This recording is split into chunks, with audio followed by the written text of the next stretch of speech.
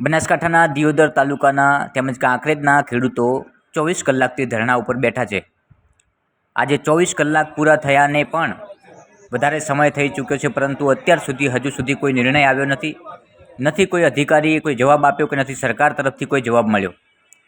ખેડૂતો અત્યારે પણ આજે ધરણા ઉપર બેઠા છે। આજે પણ રાત્રે રોકાણ ત્યાં જ કરશે તેવું તો અત્યારે લાગી રહ્યું છે।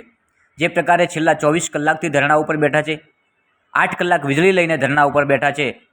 ડેલિગેટ દ્વારા આવેદનપત્ર પણ આપવામાં આવ્યું છે। કેટલાક લોકો સમર્થન પણ કરી રહ્યા છે। દિયોદરના રાજવી ગિરિરાજસિંહ વાઘેલા પણ પહોંચ્યા છે ત્યાં, શું કહી રહ્યા છે? 2 કલાકનો કાપ મૂકવામાં આવ્યો છે ખેડૂતો ઉપર।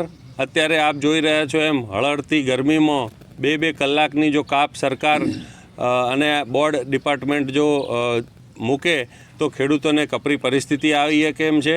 ખેડૂતો વાવશે અને ઉગાડશે તો શહેરના લોકો ખાઈ શકશે, નહીંતર શહેરના લોકો ક્યાંથી ખાઈ શકશે?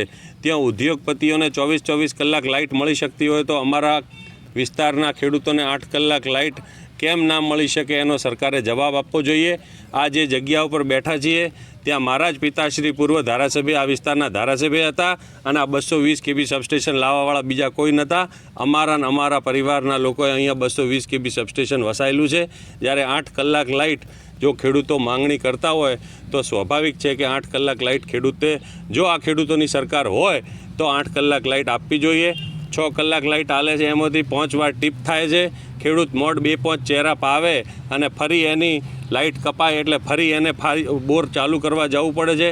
એના ધક્કા બંધ કરવા જોઈએ અને આવા મોંઘવારીના પરિસ્થિતિમાં, આવી કોરોનાની કાળમાં, આ નોટબંધીના કાળમાં જ્યારે ખેડૂતોથી લઈને સામાન્ય પ્રજા જોડે પૈસા રહ્યા નથી, જ્યારે ખેડૂતોને એમની માંગણીઓ સ્વીકારે એવી હું આજના આપ સૌના માધ્યમથી વિનંતી કરું છું। નહીંતર આનું ઉગ્ર સ્વરૂપ ધારણ થાય એવી આજની પરિસ્થિતિ સ્પષ્ટપણે દેખાઈ રહી છે। દિયોદરના ખેડૂતો 8 કલાક સુધી પૂરી વીજળી આપવાનો માગને લઈને છેલ્લા 2 દિવસથી સરકાર સામે વિરોધ દર્શાવી રહ્યા છે। આજે પણ વહેલી સવારથી 400-500થી વધુ ખેડૂતો ઉમટી પડ્યા છે। અત્યારે હજુ પણ મોડી રાત સુધી કેટલાક ખેડૂતો આવવાની શક્યતાઓ છે। સરકાર સામે કચેરીમાં જ ધરણા કરી અને 24 કલાકથી બાયો ચડાવીને બેઠા છે, ત્યારે સરકાર તરફથી કોઈ પણ ઉત્તર ના મળતા આખરે ખેડૂતો ઉગ્ર રોષમાં આવી ગયા છે। દિયોદરના રાજવી સરપંચશ્રી પણ ખેડૂતોની વહારે પહોંચ્યા છે। ખેડૂતોની વાત સાંભળીને સરકારને રજૂઆત પણ કરી છે અને ખેડૂતોને સમર્થન પણ આપ્યું છે। એ જ પ્રકારે અનેક આગેવાનો સમર્થનમાં આવી રહ્યા છે, પરંતુ ખેડૂતોને જ્યાં સુધી ન્યાય નહીં મળે ત્યાં સુધી આ ખેડૂતોની એક જ માંગ છે કે 8 કલાક લાઇટ અમને કીધેલી છે, અમારી લાઇટ પૂરી કરે। જ્યાં સુધી અમને 8 કલાક લાઇટ મળશે ને ત્યાં સુધી આ ધરણા ચાલુ રહેશે અને છતાં પણ આજની બેઠેલી સરકારને અધિકારીઓ નેમો ને તો આગામી સમયમાં ટૂંક સમયની અંદર વિધાનસભાનો ઘેરાવો કરવો પડશે તો કરશે, કારણ કે અમને આખા ગુજરાતના ખેડૂતોનું સમર્થન છે, બધા સંગઠનોનું સમર્થન છે। એટલે અમે આજની બેઠેલી સરકારને કહેવા માગીએ છીએ કે અમારો હકનું છે 8 કલાક લાઇટ આપે, ન કે આજની બેઠેલી સરકારને ભોગવવું પડશે। સરકાર ભલે ગુજરાતમાં પૂરતી વીજળી અને પાણી આપવાની જાહેરાતો કરતી હોય, પરંતુ બનાસકાંઠા જિલ્લાના દ્રશ્ય કંઈક અલગ જ બતાવી રહ્યા છે। બનાસકાંઠાના દિયોદર તાલુકામાં છેલ્લા ઘણા સમયથી અપૂરતી વીજળી મળતી હોવાથી ખેડૂતો ભારે હાલાકીનો સામનો કરી રહ્યા છે। ઉનાળાની શરૂઆત સાથે જ એક તરફ પાણીના તળ વધુ ઊંડા થઈ ગયા છે, ત્યારે બીજી તરફ વીજળીનો કકળાટ।